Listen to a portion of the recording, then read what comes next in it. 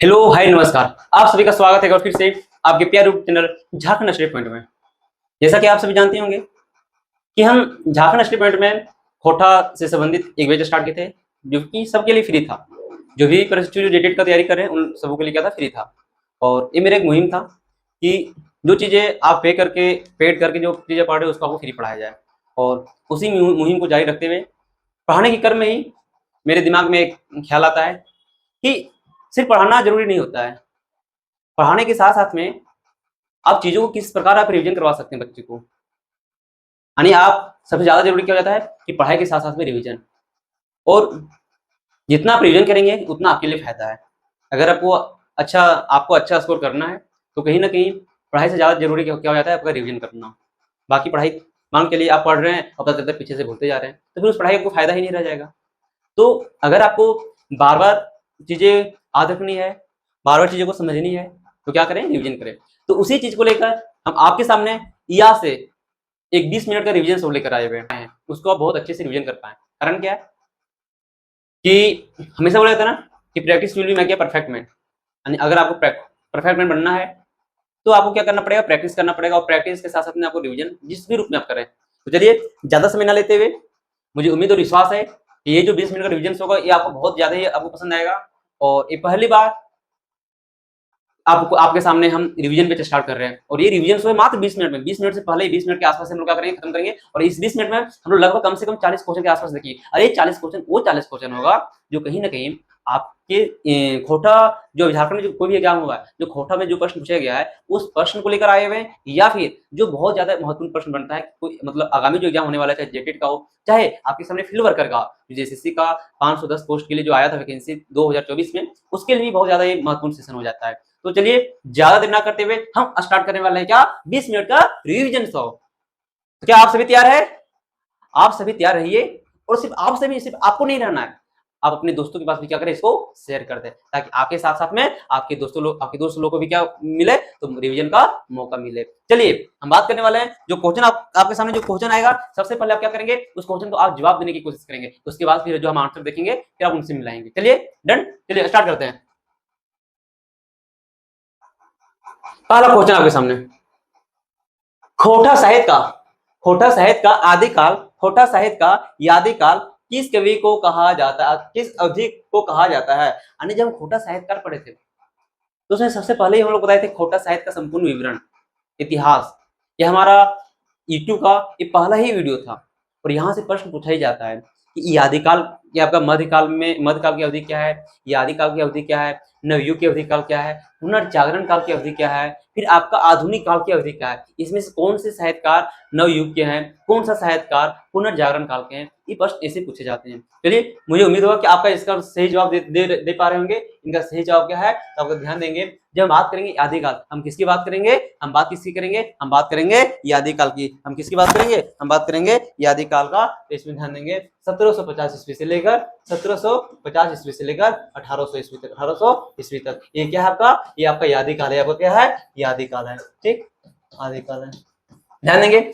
उसके बाद आदिकाल हो जाएगा।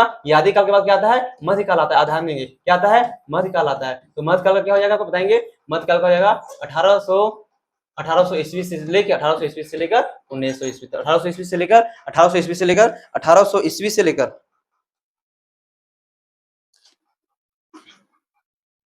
1800 ईस्वी से लेकर मध्यकाल। ध्यान देंगे मध्यकाल के बाद क्या हो जाएगा, 1800 ईस्वी से लेकर 1947 ईस्वी तक मध्यकाल हो जाएगा। फिर हम बात करेंगे क्या, नवयुग क्या, नवयुग का क्या हो जाएगा, 1947 से लेकर 1975 तक क्या हो जाएगा, नवयुग हो जाएगा। फिर हम क्या बात करेंगे, नवयुग के बाद क्या बात करेंगे हम लोग, पुनर्जागरण काल। क्या बात करेंगे हम लोग, पुनर्जागरण काल। ये पुनर्जागरण काल क्या हो जाएगा, तो 1975 से लेकर 2000। ध्यान देंगे सबसे पहले हम काल के बारे में जानेंगे। आदिकाल की रचना कब हुई थी, तो 1750 से लेकर 1800 ईस्वी तक। ये आदिकाल की रचना 1750 से लेकर 1800 ईस्वी तक, 1800 ईस्वी तक। उसके बाद हम बात करेंगे मध्यकाल, तो मध्यकाल 1800 ईस्वी से लेकर 1947 ईस्वी तक। फिर हम बात करेंगे मध्यकाल के बाद आता है नवयुग काल।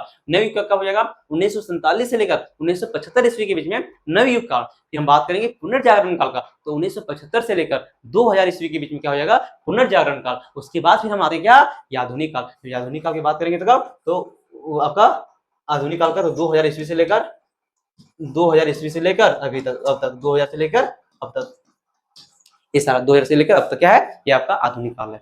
यहाँ तक कोई दिक्कत? कोई दिक्कत नहीं। चलिए हम बात करेंगे आगे। जब आदिकाल की बात करें तो यहाँ पे आपका क्या? शिव था, शिव अवतार ने शिव सागर हो जाएगा, इसको शिव सागर। शिव सागर प्रबंध काव्य के रचयिता कौन है? अब आंसर बताएंगे क्या है, कौन है? यहाँ पे याद रखेंगे इनका कौन है? तो राजा दलील सिंह। कौन है? राजा दलील सिंह। याद रखेंगे राजा दलील सिंह। ये राजा दलील सिंह, वही राजा दलील सिंह है जो क्या लिखे थे? तो शिव सागर लिखे थे। क्या लिखे थे? शिव सागर लिखे थे। क्या लिखे थे? शिव सागर लिखे थे। और ये शिव सागर में क्या लिखे थे? राजा दलील सिंह जो शिव सागर लिखे थे, इस शिव सागर में क्या है? इसमें से दोहे की संख्या और पृष्ठों की संख्या, पृष्ठ की संख्या 700 और दोहे की संख्या 12,000। और दोहे की संख्या कितना था? तो 12,000। याद रखेंगे दोहे की संख्या 12,000 और पृष्ठ की संख्या 700। ठीक ना? राजा दलील सिंह, राजा दलील सिंह का एक पुत्र का नाम क्या होता है? तो ज्ञान सुधाकर। राजा दलील सिंह का पुत्र का नाम क्या है? जो कि आपको ज्ञान सुधाकर लिखा था, ज्ञान सुधाकर लिखा था। राजा दलील सिंह का पुत्र का नाम क्या है? आप बताएंगे राजा दलील सिंह का पुत्र का नाम क्या है जो आपके सामने ज्ञान सुधाकर लिखे थे? बताइए। रुद्र सागर। क्या है नाम उनका? रुद्र सागर।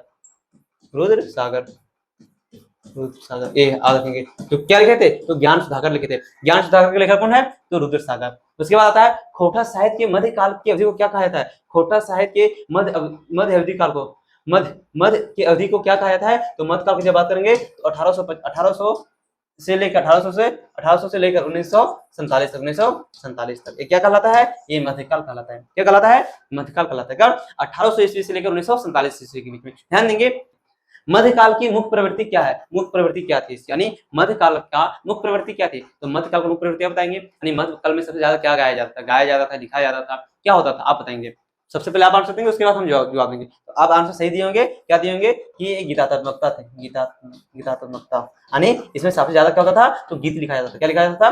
गीत लिखा जाता था। ध्यान देंगे इसी में जो इनके जो मध्यकाल के जो सबसे प्रमुख जो साहित्यकार थे कौन थे? तो भुवनेश्वर दत्त शर्मा, भुवनेश्वर दत्त शर्मा, भुवनेश्वर दत्त शर्मा याद रखेंगे। भुवनेश्वर दत्त शर्मा व्याकुल याद रखेंगे। भुवनेश्वर दत्त शर्मा व्याकुल जो कि मध्यकाल के मुख्य आपका सबसे प्रमुख साहित्यकारों में से एक थे। चलिए आगे हम बात करते हैं। चलिए आगे क्वेश्चन, नेक्स्ट क्वेश्चन। मेघदूत अनुदात की रचयिता कौन है? मेघदूत की रचयिता कौन है? तो आप क्या रखेंगे? आपको पहले बताए थे कि खोटा के जो महान साहित्यकारों में से एक है कौन? तो श्रीनिवास पांडे जी। कौन? तो श्रीनिवास पांडे जी। कौन आपका? श्रीनिवास पांडे जी। श्रीनिवास पांडे याद रखेंगे। जिनके जन्म दिवस का क्या मनाया जाता है? खोटा दिवस मनाया जाता है। कब? तो 25 दिसंबर 1920 ईस्वी को उनका जन्म हुआ था। 25 दिसंबर 1920 ईस्वी को उनका जन्म हुआ था। और इसी 25 दिसंबर को क्या मनाया जाता है? तो खोटा दिवस मनाया जाता है। क्या मनाया जाता है? खोटा दिवस मनाया जाता है। हम बात करेंगे खोटा भाषा संस्कृति का पहला सम्मेलन कब हुआ था? जब खोटा भाषा को लेकर जब सम्मेलन किया गया था कि कैसे खोटा भाषा को विकास किया जाए, कैसे खोटा भाषा को बाकी भाषाओं के जैसे इसका भी अपना एक लेवल तैयार किया जाए, जैसे बाकी भाषाओं को जो योद्धा मिलता है खोटा भाषा को मिला जाए, तो उसी को लेकर क्या एक सम्मेलन किया गया था। यानी खोटा भाषा को बढ़ावा देने के लिए, तो पहला जो सम्मेलन कब हुआ था और कहाँ हुआ था? तो याद रखेंगे हुआ था कहाँ पे हुआ था? रामगढ़ में हुआ था। कहाँ पे हुआ था? रामगढ़ में हुआ था। और कब हुआ था? तो 11 मार्च 1984 ईस्वी को। याद रखेंगे 11 मार्च 1984 ईस्वी को हुआ था। याद रखेंगे 11 मार्च 1984 ईस्वी को।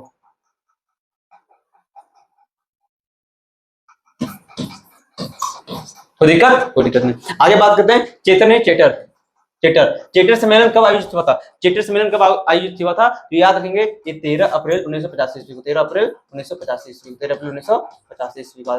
13 अप्रैल 1985 ईस्वी को हुआ था। आप कमेंट सेक्शन में बताएंगे। एक था भतुआ सम्मेलन। क्या था? भतुआ सम्मेलन।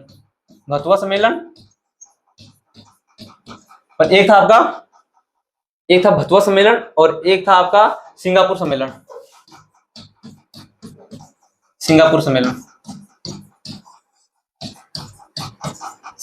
तो भतुआ सम्मेलन कब हुआ था? तो याद रखेंगे भतुआ सम्मेलन की जब बात करेंगे तो भतुआ सम्मेलन 1989 ईस्वी को हुआ था। जब बात करेंगे सिंगापुर सम्मेलन तो 1998 ईस्वी को हुआ था। ये दो चीजें बहुत ही ज्यादा महत्वपूर्ण है।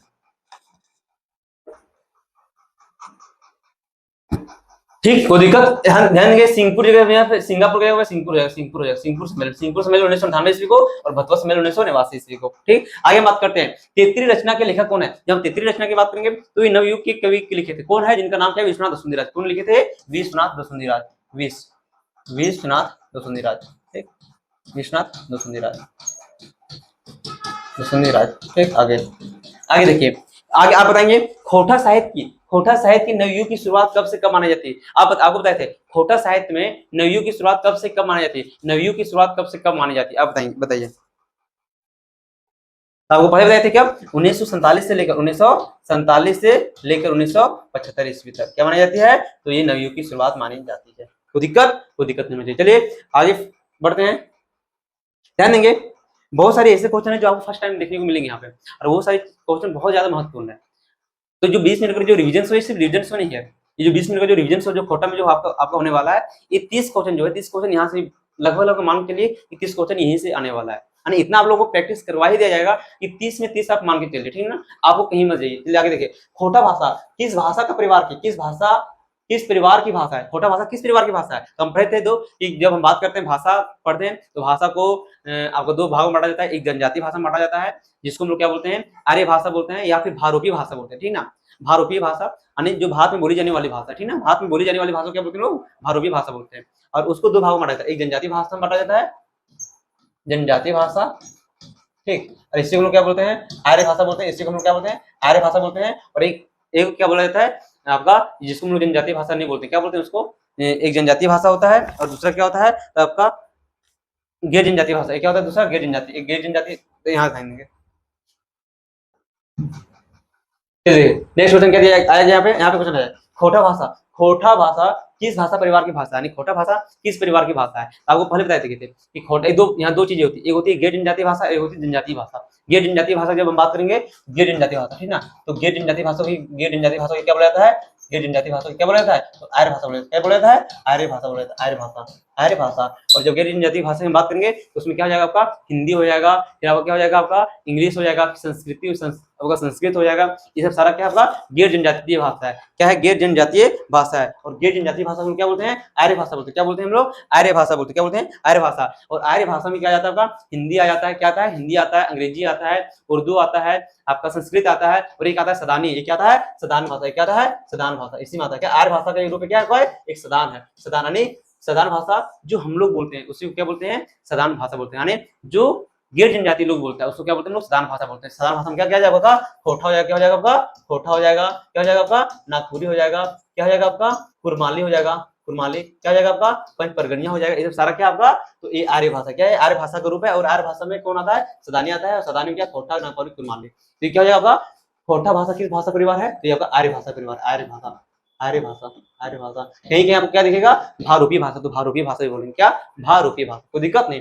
खोटा भाषा, अगर आप इसका आंसर देंगे आप, खोटा भाषा झारखंड में कितने जिलों में बोली जाती है, आप सबसे पहले जवाब देंगे, खोटा भाषा झारखंड में कितने जिलों में बोली जाती है, बताइए। आप सही बता रहे होंगे, कितने जिलों में, तो 16 जिलों में, ठीक ना। अच्छा बोलेगा कितने प्रमंडल में, तो आप कितने, 3 प्रमंडल में, 3 प्रमंडल।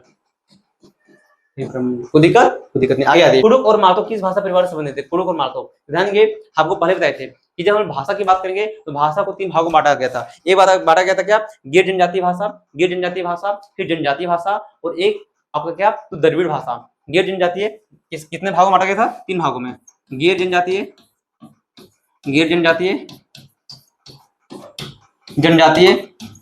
जनजातीय और आपका द्रविड़। ठीक, गैर जनजातीय हम लोग क्या बोलते हैं, सदान बोलते हैं, इसको हम लोग सदानी भाषा बोलते हैं, या फिर सदान इसमें आ जाएगा सदानी, और इसमें क्या आ जाएगा आपका आर्य भाषा आ जाएगा, ठीक ना। जनजाति में क्या आ जाएगा आपका आस्ट्रिक आ जाएगा, क्या आ जाएगा आपका आस्ट्रिक आ जाएगा, आस्ट्रिक, ठीक ना। और द्रविड़ में आपका क्या आएगा, तो आपका कुडुख और मातो किस भाषा परिवार है, तो रखेंगे द्रविड़, किसका, तो द्रविड़।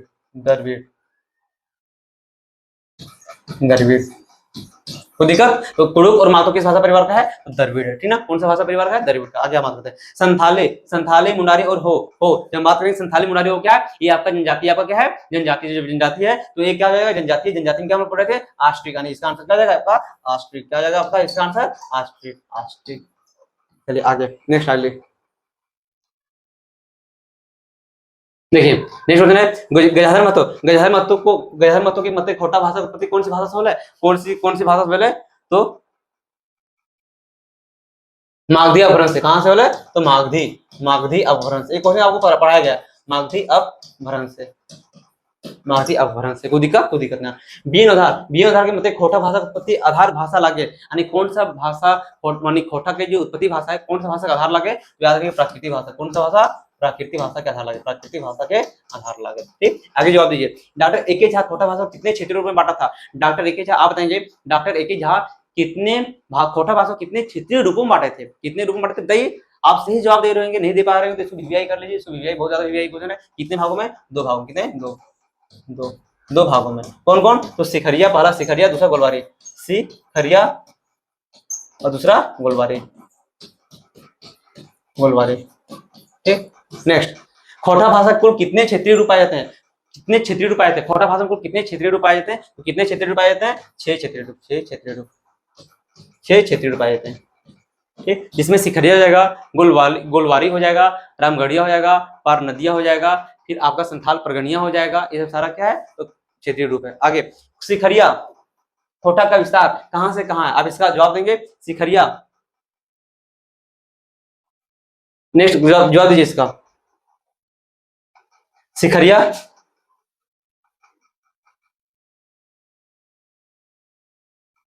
सिखरिया खोटा का विस्तार कहां से कहां तक है बताइए। बहुत ही सिंपल क्वेश्चन है, बहुत ही सरल क्वेश्चन है, आपको बार बार बताया गया, आपको बार बार बताया गया है। ध्यान देंगे तो कहां से? बोकारो के जीना मोड़ से लेकर बोकारो के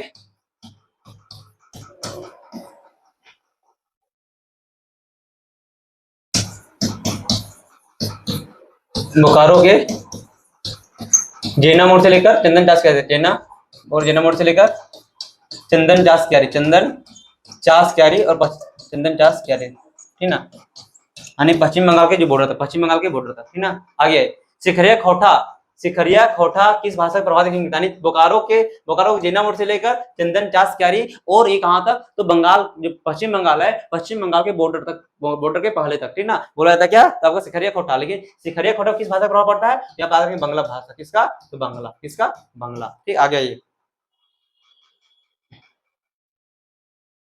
गोलवारी खोटा का विस्तार किस क्षेत्र में है? जब हम बात करें गोलवारी यानी गोला रामगढ़, पता होना चाहिए। गोलवारी कहाँ पे? तो गोलवारी जो कि आपको कहां से? पेटरवार से लेकर पूरा पेटरवार से लेकर पूरे गोला प्रखंड के क्षेत्र में, पेटरवार से लेकर पूरा गोला प्रखंड के क्षेत्र, पेटरवार से लेकर पूरा गोला प्रखंड, याद रखें। ठीक है, आगे आइए, हमको 20 मिनट में खत्म करना है। रामगढ़िया खोटा का विस्तार कहां से? तो रामगढ़ के क्षेत्र के आसपास, रामगढ़ के क्षेत्र के आसपास, रामगढ़ के क्षेत्र के आसपास, तो दिक्कत रामगढ़ के क्षेत्र के आसपास, रामगढ़ के क्षेत्र के आसपास, ठीक है, रामगढ़ के क्षेत्र के आसपास क्या? रामगढ़िया। गोलवारी में यहाँ पे याद रखिए कुरमाली भाषा का बहुत ज्यादा प्रभाव है, कुरमाली भाषा का प्रभाव है यहाँ पे। आगे ये गोलवारी खोटा में सहायक क्रिया के लिए किस शब्द का प्रयोग किया जाता है? गोलवारी खोटा में सहायक क्रिया के लिए किसका? तो आहे, किसका प्रयोग किया जाता है? याहे का। देख, याहे का। गोलवारी खोटा में सहायक क्रिया के लिए किस शब्द का प्रयोग किया जाता है? याहे का। किसका प्रयोग किया जाता है? याहे का, ठीक ना। आगे आइए, चलिए इसका आंसर बताएंगे, बताइए। सोटाएं सोटाएं सब कौन सा कारक है? आपको 1-2 दिन पहले ही बताया गया है, जब आपको कारक बता रहे थे तब आपको बताया गया था। जब किसी माध्यम से हम लोग क्या करते हैं, कोई काम करते हैं, यानी सोटा से सोट रहा है, यानी काम करना हो रहा है, यानी किसी को पीटना, तो ये कौन सा कारक हो जाएगा? एक कौन सा कारक हो जाएगा? तो करण कारक। क्या हो जाएगा? करण कारक। कोई दिक्कत नहीं। आगे ये कोराई गिद्दर हड़ा में कोराई शब्द में कौन सा विभक्ति कारक है बताइए। कोराई गिद्दर हड़ा में कोराई शब्द में कौन सा विभक्ति है? तो कोराई, यानी कोरा में यानी कोई स्थान, जब कोई स्थान या फिर समय का बोध होता है तो उससे क्या बोलेंगे? अधिकरण बोलेंगे। यहाँ पे क्या हो जाएगा आपका? अधिकरण। क्या हो जाएगा आपका? अधिकरण। ठीक, आगे आइए, वेदी आयन में कौन सा प्रत्यय लगा है? प्रत्यय मतलब जो बाद में जुड़ता है, वेदी आयन, यानी क्या यहाँ पे? आयन। क्या पे आपका यहाँ पे? आयन। कोई दिक्कत? आगे बताइए, आगे आप बताइए। कुम्हार का स्त्रीलिंग रूप क्या है? आप बताइए, जल्दी बताइए। कुम्हार का क्या हो जाएगा? कुम्हारिन। ठीक, बताइए जिद्राली कौन सा संज्ञा है? जिद्राली कौन सा संज्ञा? आपको बताया गया, बताइए। जब हम खोटा का व्याकरण पढ़ाए थे तो उसमें बताए थे जिद्राली कौन सा संज्ञा है, तो आपका भाव आ जाएगा। क्या हो जाएगा आपका? भाववाचक। आगे ये खोटा साहित्य सभा कौन सा है? तो खोटा साहित्य सभा को बताए थे, कौन सा आपका? घोटवाचक। कौन सा आपका? घोटवाचक। ठीक, आगे आगे आइए।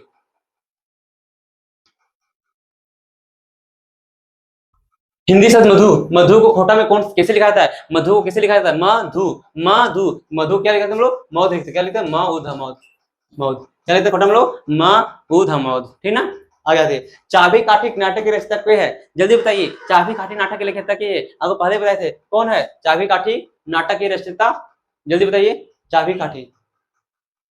बहुत ही सिंपल है, बहुत ही सिंपल है। जो इसमें एक और है आपका, जो कि लिकिंग के द्वारा लिखा गया था। तो आपके सामने एक चाबी काठी और एक आपका क्या? उद्वासल कर्ण। एक चाबी काठी और उद्वासल कर्ण किसके द्वारा? तो श्रीनिवास पावनी जी के द्वारा, श्रीनिवास पावनी जी के द्वारा, श्रीनिवास पावनी जी के द्वारा। ठीक, आगे ये खोटा सही सैद्धांतिक व्याकरण के द्वारा लिखल गेल है। तो ये बात है डॉक्टर एके झा, डॉक्टर एके झा, एके झा।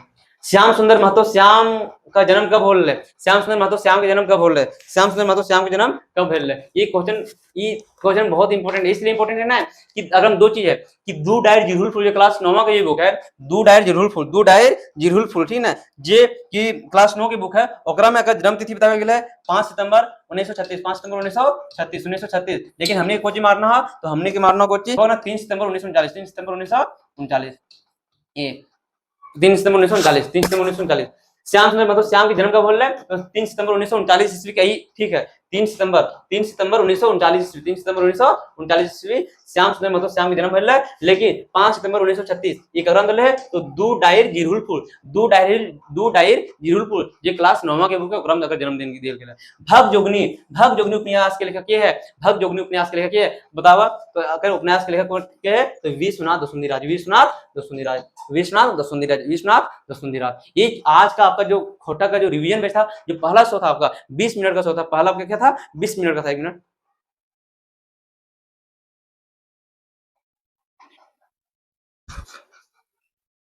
चलिए तो ध्यान देंगे। ये आज का सेशन को हम यही खत्म करते हैं और कोशिश करेंगे, कोशिश क्या करेंगे कि बाकी जो आपके सामने जो है, जो क्वेश्चन आपके सामने जो है, इसी तरह हम लोग क्या करेंगे, आगे देखते रहेंगे। और आज के सेशन को हम यही खत्म करते हैं। अब आज के सेशन को हम लोग यहीं पे खत्म करते हैं। फिर मिलते हैं आपके सामने अगले सेशन में। तब तक के लिए आप अपना ध्यान रखेंगे और नेक्स्ट सेशन के लिए आप तैयार रहेंगे। और ऐसे करके हम लोग खोटा में क्या करेंगे, पूरा खोटा को बहुत अच्छे से कंप्लीट करेंगे। साथ में ये 20 मिनट का शो के जैसे 20 मिनट का शो है, ये आपका खोटा में चलेगा और साथ में कंप्यूटर में। तो कंप्यूटर का भी हम लोग क्या ला रहे हैं, तो 20 मिनट का शो ला रहे हैं कंप्यूटर में, 20 मिनट का शो ला रहे हैं हम लोग कंप्यूटर में भी ला रहे हैं। चलिए फिर मिलते हैं अगली क्लास में। तब तक के लिए अपना ध्यान रखेंगे।